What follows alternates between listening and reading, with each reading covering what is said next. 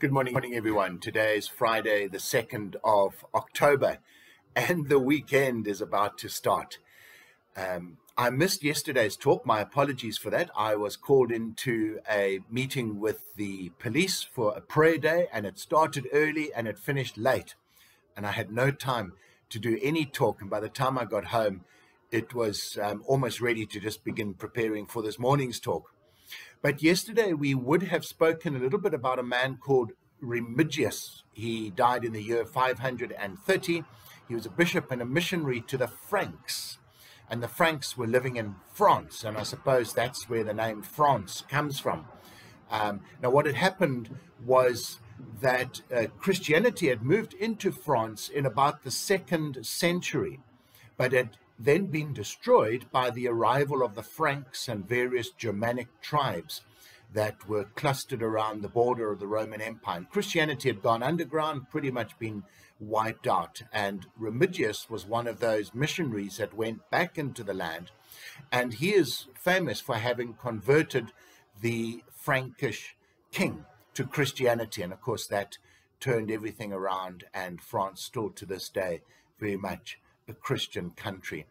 And then today we remember a man called, and I'm going to have to look it up now as my mind's gone dead. Anthony, the Earl of Shaftesbury, and a philanthropist, wasn't ordained, but he was a member of Parliament. And in the shadow of Wilberforce, he continued much of that work, calling people to realize the terrible working conditions of the slums and in the factories and the mines as the Industrial Revolution caught up to England. And he is renowned for having generated much law, which was then copied by many countries in Europe.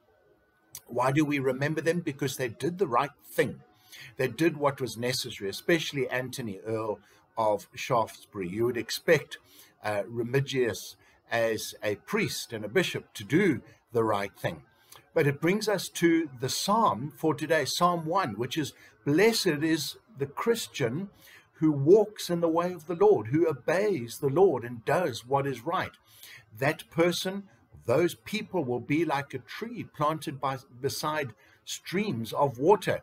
Think about Psalm 23 here, the same imagery applied. "And the leaves will not wither, the fruit will all come in due season." Blessed is this person, but not those that are wicked. They'll be like the chaff and blown away. And I want to say that I just feel so passionate that we need to do what is right.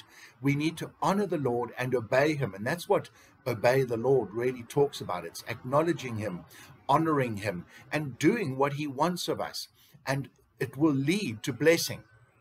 Now, I'm very aware that some of us in our lives at any particular moment might say, "I don't feel particularly blessed by God. Things are really, really tough and difficult." And I think the psalm doesn't say that at every particular moment, every second of your life, you will experience and feel the blessing. That's so unrealistic. But when you look back over your life, you will realize that far more than anything else, God has blessed you. God has been with you. And the wicked, that person that tormented you, they are no longer there. They are gone. At any particular moment, there may well be somebody tormenting you, but look back in a year or even a couple of months' time, and they will be gone. But you will still be in the Lord and still being blessed by him. And that's what the psalm's talking about. This was the driving force for Anthony. This was the driving force for Remigius. Is it your driving force? Will you obey the Lord and honor him and seek to do his will? Folk, have a wonderful weekend. We'll chat again probably on Tuesday. God bless.